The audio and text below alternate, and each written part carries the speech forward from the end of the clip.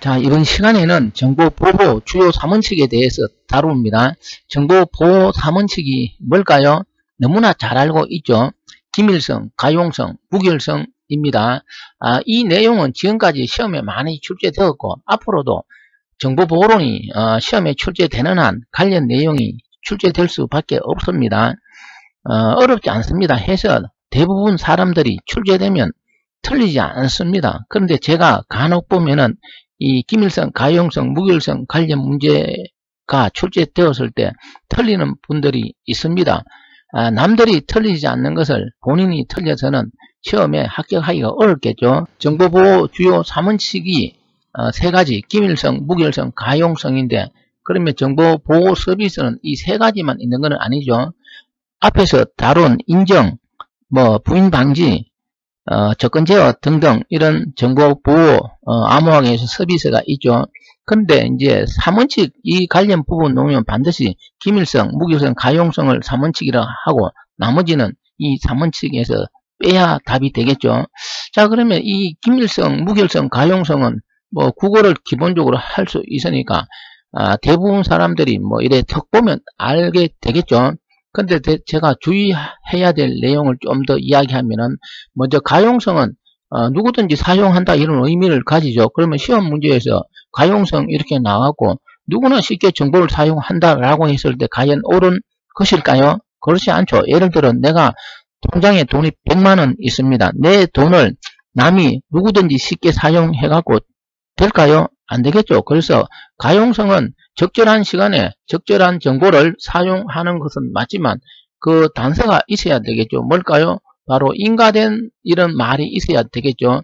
그래서 인가된 사람에 의해서 인가된 자료가 적절한 시간에 접근해서 사용 가능하도록 하는 것이 가용성입니다. 자, 그 다음에 두 번째 무결성은 뭘까요? 바로 위조, 변조가 마음대로 되어서는 안 되겠죠. 이것도 무조건 수정되지 않는 것이 무결성이다 이렇게 이야기하는 것을 들었는데 그거는 아니죠. 예를 들어 통장에 내가 돈이 100만원 있는데 내가 10만원 찾아서 사용을 했습니다. 그러면 100만원에서 90만원으로 정보가 수정이 되겠죠. 해서 이 무결성도 수정이 된다 이거죠. 어떻게? 정당한 사람에 의해서 정당한 방법으로 변경, 수정되는 것이 뭘까요? 바로 무결성이 되겠죠. 그런데 이 무결성하고 연관해서 하나 더 이야기하면 역사적인 사실은 어떻게 될까요? 과거 오래된 역사적인 사실은 새로 이변조 될 수는 없겠죠. 어떤 죽은 사람이 있다면은 그 죽은 사람의 자료는 더 이상 이변조 될 수는 없겠죠. 예, 참고하시고. 그 다음에 기밀성은 너무나 잘 아는 내용이죠. 내 통장에 돈이 100만원 있는데 남들이 내 통장을 해킹했다라고 했을 때 해킹했지만 다시 말해서 도청을 했지만 그 내용을 알아보지 못하면 상관이 없겠죠. 기밀성이 유지되는 것이죠. 그래서 이 기밀성을 유지하기 위해서는 어떻게 하면 될까요? 암호화하면 되겠죠. 해서 가용성, 무결성, 기밀성에 대해서 기본적으로 살펴보았고 그 다음 여기 위험 요소가 있습니다. 이 위험 요소 부분도 시험에서 항상 출제가 될 수 있습니다. 자, 그러면 가용성 위험 요소는 뭐고 무결성, 기밀성 각각 위험 요소는 뭐냐? 이 문제를 풀 때는 극단적으로 생각해서는 답이 틀릴 수도 있으니까 조심해야만 됩니다. 먼저 가용성 위험 요소로는 여기 서비스 거부 그 다음에 원, 방해 이런 공격이 있고 이런 내용에 대한 세부적인 거는 뒤에서 다시 한번 더 다룹니다. 그 다음에 무결성은 이변조, 유지보수, 부인, 재전송, 재현 이렇게도 이야기합니다. 그 다음에 기밀성 위험 요소로는 트래픽 분석, 도난, 도청, 그 다음에 사회공학, 이 사회공학도 시험에 잘 출제되죠. 뒤에서 설명하겠습니다. 그래서 그 3요소에 대해서 위험 요소도 이렇게 정리를 해야 됩니다. 그러면 이런 위험 요소로부터 보호를 하기 위해서는 가용성은 뭐가 있느냐? 데이터 백업, 중복 저장 이런 게 있고 무결성은 접근 통제, 엄격한 인정 절차. 이 인정이 중요하죠. 이 인정은 기본적으로 전자서명으로 할 수 있다라고 했죠. 그래서 전자서명 3대 기능, 인정, 무결성, 부인 방지가 되겠죠. 그 다음에 기밀성을 위해서는 뭐를 해야 된다고? 기밀성은 암호화, 접근 통제 등을 이용해서 구현할 수 있겠죠. 예를 들어 무결성도 여기 접근 통제가 있고 그 다음에 기밀성도 여기 접근 통제를 이용해서 구현할 수 있다 이렇게 이야기하는데 이 내용은 뭐 제가 한 게 아니고 유명한 책에 나오는 내용입니다. 해서 이런 내용들이 시험에 나왔을 때 틀리지 않도록 사지선다형이니까 적절하게 읽어보고 답을 찾을 수 있어야 되겠죠. 제가 뭐 어려운 내용이 아니니까 이 정도 설명하고 세부적인 내용 뭐 방해가 뭐고 재전송이 뭐고 이런 게 시험에 출제되었을 때 여러분들이 반드시 맞춘다는 보장은 없습니다. 그래서 다음 시간에 이런 각 예를 들어 용어에 대해서 정확히 설명할 부분은 다시 하도록 합니다. 자, 그러면은 사회공학적 해킹, 이것도 시험에 잘 출제되고 있습니다. 이 사회공학적 해킹은 어떤 컴퓨터 기술적인 부분이 아니고 뭐 어떤 사람 심리를 이용해서 해킹하는 것을 사회공학적 해킹이라 하고, 실제로 그 뉴스에 나오는 거 보면은 이 사회공학적 해킹을 통해서 나쁜 짓을 하는 사람들이 상당히 많습니다. 그래서 어떤 네트워크 관련 기술적인 부분보다 이 사회공학적 해킹이 더 문제가 될 수가 있습니다. 자, 그러면 사회공학적 해킹 사례를 아래쪽에 적어 두었습니다. 이 사회공학적 해킹을 다르게 쉽게 이야기하면은 어떤 정보를 많이 알고 있는 그 사람을 이렇게 찾아가고 술 한잔 사줄게, 내가 뭐 좀 필요하다 이렇게 해서 정보를 갈취할 수가 있겠죠. 그런 것이 사회공학적 해킹 사례가 됩니다. 자, 그러면 이 사회공학적 해킹 사례에서 좀 더 이야기하면 여기 피싱, 파밍, 예를 들어 뭐 SNS 이런 걸 이용해서 무엇을 해킹을 할 수가 있겠죠. 시험에 많이 나온 내용들입니다. 피싱, 파밍 이런 거에 대해서 설명할 것이고, 그 다음에 여기 웨일링 공격이 있는데 바로 어떤 유명 인사를 대상으로 하는 해킹을 뭐라 그런다고?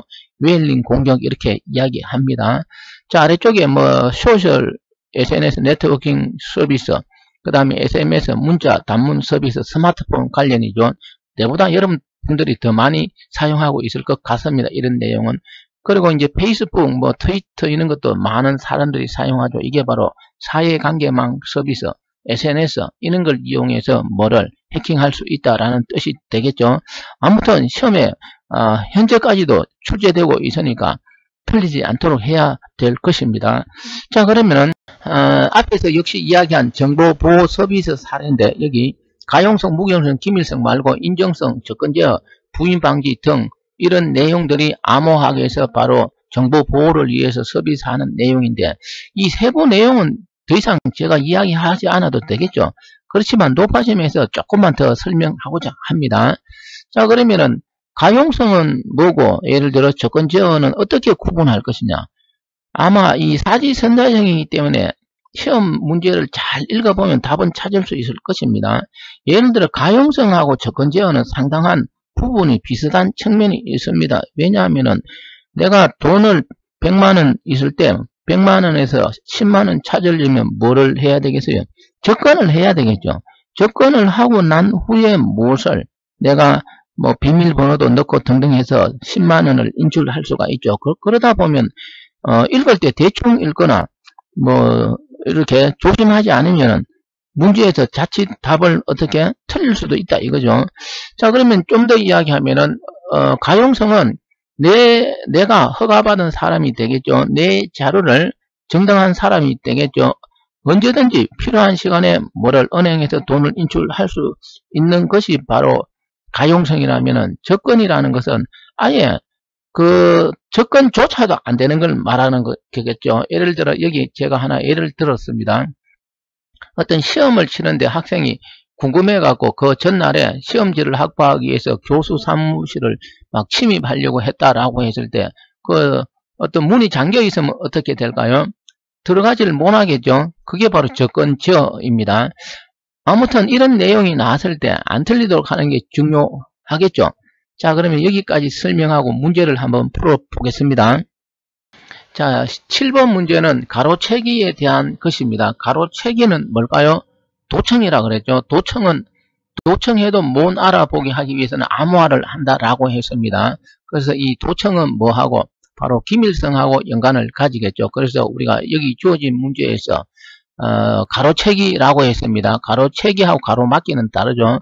가로채기 공격에서 데이터 보호를 하기 위한 정보 보호 요소는 뭐라고? 바로 기밀성이 되겠죠. 자, 그 다음 문제 또 하나 살펴봅니다. 사회공학적 해킹에 대해서 출제가 되었습니다. 바로 2018년도 서울시 구급 문제에서 출제되었는데 답은 뭘까요?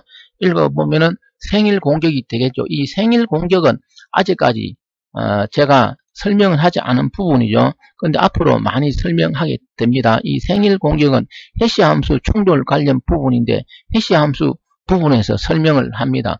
이 생일 공격은 어떤 사람 심리를 이용한 공격이 아니고 뭐라고? 어떤 컴퓨터 내부적인 기술적인 방법에 의한 공격이므로 사회공학적 해킹이 아니라는 것이죠. 그래서 피싱, 파밍, 스미싱 이런 거는 뭐라고? 바로 사회공학적 해킹 방법이 되겠죠. 자, 어렵지 않습니다. 자, 이번 강의는 여기까지입니다.